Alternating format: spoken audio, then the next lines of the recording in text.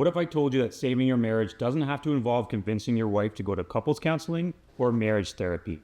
And you don't have to be waiting on the edge of your own emotions, hoping she changes her mind about her feelings for you right now, while also not having to try harder just so she'll give you another chance. Advice from friends and family while your marriage is slipping always gets you answers like, it takes two, or you guys just have to communicate better, or the very worst one, she'll come around, you guys are great together. Most men assume that the answer to the question, can you save your marriage alone, is a straight up no. They think it takes two to tango, and if she's not willing, I can't do anything about it. But that's actually not true. In this video, I'll show you why waiting on your wife to change her mind or lead the marriage back to a good place never works, and we'll break down the surprising truth that yes, you can lead the process of successfully saving your marriage on your own, but only if you do it the right way. Before we jump into that, I just want to say that if your marriage feels like it's slipping away right now and you're struggling, watch this video, then go watch my free masterclass that lays out the entire roadmap on becoming the leader your marriage needs to not only save it from impending collapse, but to give you all the tools to completely change it into a thriving relationship moving forward. Click the link in the description below after this video to register for that free masterclass. Let's jump into today's topic. When your wife pulls away, most men spiral with that same thought. It's out of my hands. She has to want it too. That belief keeps you stuck and makes you passive. It makes you wait for her to decide, and meanwhile, the distance between you grows. The phrase, it takes two, is a comfortable one to say, and it sounds fair. But it's often generically said by people who haven't stood in your shoes and had the woman you're building a life with start to go quiet on you. In real life, when one person pulls away, waiting for the other to meet you halfway is basically like waiting for rain in a drought. You can't change the weather and bring rain to save a drought just by wishing it so. And you can't save your marriage that way either.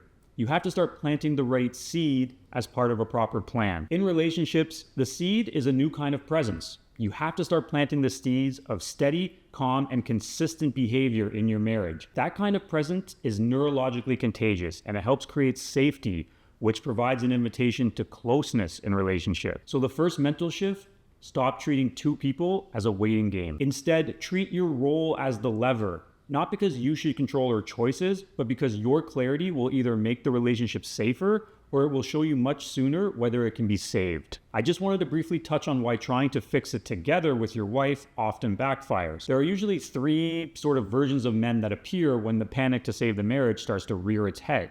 There's the pleader, who escalates conversations, begging and tries to force and get talks of change into their wife.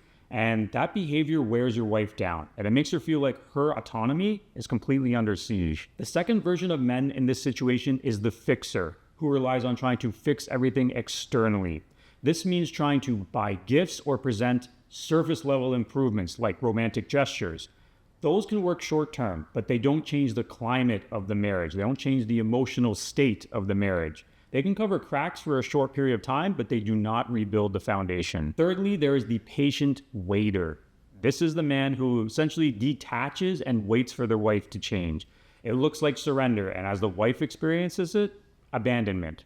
This is the complete opposite of leadership and will fail pretty much every single time. Ironically, I've been all three of those men in my life, and I can tell you without a doubt that they do the complete opposite of what you intend them to do. It took my stubborn self a very long time to realize that it wasn't anybody else that was the problem as to why my relationships were not working out, but my fiance leaving me in the dust was the painful jolt that I needed to start looking inward. So these versions of men that show up are highly prone to failure because they are all responses based out of fear. If you want to break that pattern, you must stop meeting her actions with a mirror of fear, and you must create a different, steady reference point that she can feel. That brings us to the counterintuitive truth. Yes, you absolutely can start saving the marriage alone. And in most cases, it's actually the only path to take if you want to successfully save your marriage and make it infinitely better than it was previously. You save your marriage by changing the things that you are directly in control of, which is your presence, your patterns, and the small daily choices that you make. Let me give you these three levers that create change even if your wife is not participating yet. Lever one, stabilize your inner control. You're responsible for your inner climate. So when you react to her distance with a bunch of panic, your energy is going to communicate instability. And when you respond from a calm, measured place, you become predictable to her in a good way, and she can start to rely on you emotionally. Lever 2, rebuild your identity. Respect comes from consistency and standards. You cannot explain your way into respect. You have to earn it. That means showing you have values and you live them whether she notices you or not. And lever 3, small leadership moves.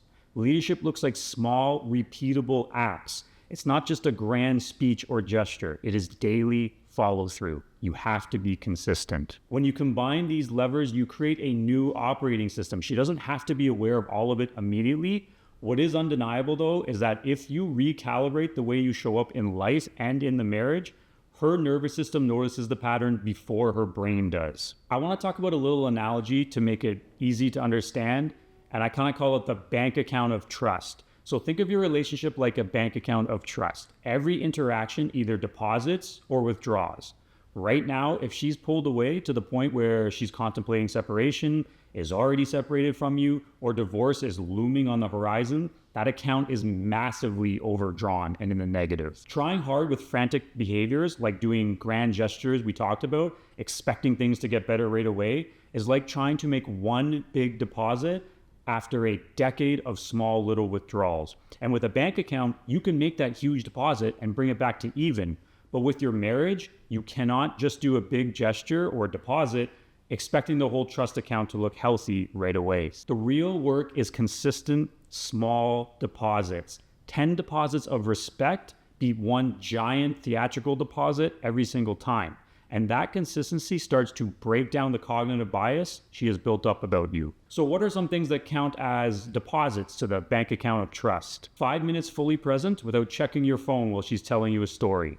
Remembering and following through on something she asked you to do. Speaking calmly and setting proper boundaries when she's speaking sharp or talking to you a way that goes against your values. And taking responsibility for your mistakes and not just trying to explain them away. Conversely, here are a few things that count as withdrawals. Angry outbursts whenever she starts sharing how she feels. Silent treatment if you hear something you don't like. Bargaining for her love or guilt-tripping her on a bunch of things, or repeated promises to do simple things without following through on any of them. Small, consistent deposits create the new balance and start to rebuild trust and safety with your wife. Those are foundational to the success of your marriage. I also wanted to kind of touch on a few traps that men fall into when they actually do try and step into the leadership role alone to start saving their marriage. The first is to get out of the mindset of the 1 week turnaround mentality. It is factual that if you start leading in the ways I teach, you can see results very quickly in the way your wife responds to you. But that doesn't mean the entire marriage or relationship is snapped back into a great spot after 1 week. Real change is cumulative, so you have to be committed to that. The second trap is weaponizing space. And as I mentioned in my video on what women really mean when they say they need space, which I'll link to below in the description, if she asks you for space, you cannot weaponize it against her by saying things in anger, like, fine, if you want space, I'm just gonna leave. All that does is communicate withdrawal, and not only are you weaponizing it against her, you're essentially self-destructing your chances to save and maintain a thriving marriage. The third trap is over-explaining. Now that you've committed to growing into a leader that the relationship needs of you, you might want to think about taking control and explaining your positioning to her on why you're doing this and why you're doing that, and basically being aggressive and controlling. But when you start to over-explain things in that way, like I mentioned, generally you start to get more aggressive. So whether it's defending against something she says to you or something similar, these long defense sessions make you seem like you don't understand her emotionally. And it also makes her feel like she has to now repair you emotionally, i.e., putting the leadership role onto her shoulders. Short clarity and calm are better. If you fall into any of these traps, I don't want you to be discouraged. Like I will continue to say, it's not about perfection, but it's about consistency. So let's circle back to the big question. Can you save your marriage alone? The answer you should know by now is obviously yes, but not by fixing her and convincing or waiting for her to change her mind. This happens when you lead differently and commit to showing up how you haven't been doing. If you are ready to stop hoping and start leading with a plan, I built a free masterclass that maps out the full roadmap that I teach clients in my relationship rebuild coaching program. It goes far beyond what we covered in this video, and it's a step-by-step of how to move from crisis to connection. I promise you, if you apply what is taught, you will completely change your life around. And I know this because these are the exact principles I used to do a complete 180 in my own life. Click the link in the description to watch the masterclass for free now. Please also hit the like button on this video and subscribe to the channel so YouTube can find more men in your situation that need the help as well. I will see you guys in the next episode.